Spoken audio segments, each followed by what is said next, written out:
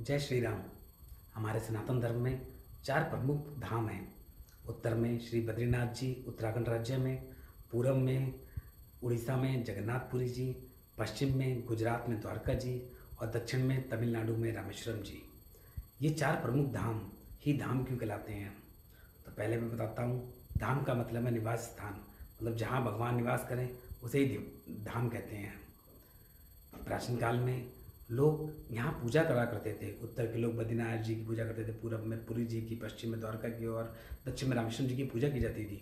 लेकिन वो लोग दूसरे राज्यों में भगवान के निवास स्थान के बारे में अनभिज्ञ थे, जिसकी वजह से वो ना वहाँ जाते थे और ना वहाँ पूजा करते थे, तो उन्हें बहुत सा फल नहीं मिलता था, पुण्य का फल।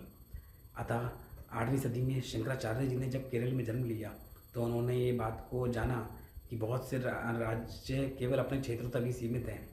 तब उन्होंने 4 मठों की स्थापना की और ये 4 धामों की उस प्रकार स्थापना की गई कि लोग सभी पूरे भारतवर्ष के लोग सभी एक सूत्र में बंधे, आध्यात्मिक रूप से, भक्ति रूप से। 4 धामों में हम बात करें उत्तर दिशा में श्री बद्रीनाथ जी की, तो भगवान बद्रीनाथ, भगवान विष्णु जी ने वहाँ तपस्या करी थी और इसके बारे में और भी कथाएं हैं। जैसे नारायण ऋषि ने वहाँ पे तपस्या करी थी। माता लक्ष्मी ने बेर का वृक्ष, बेर मतलब बद्री, उनका वृक्ष धारण करके विष्णु जी को ठंड से बचाया था। इस तरह की कई कथाएं हैं वहाँ पे। अतः लेकिन जो उत्तर दिशा है वो हमारी मेनली तपस्या के तौर पे देखी जाती है, जिससे हमें ज्ञान अर्जित होता है। तो तपस्या और ज्ञान के लिए उत्तर दिशा में बद्रीनाथ जी प्रसिद्ध हैं।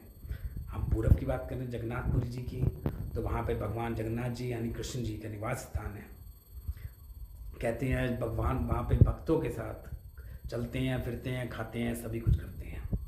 कहते हैं वहाँ पे केवल एक ही चीज़ की सर्वोपरि है, वो है भक्ति।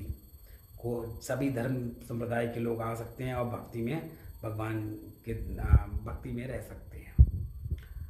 तीसरी, वहाँ की रथ यात्रा विश्व प्रसिद्ध है।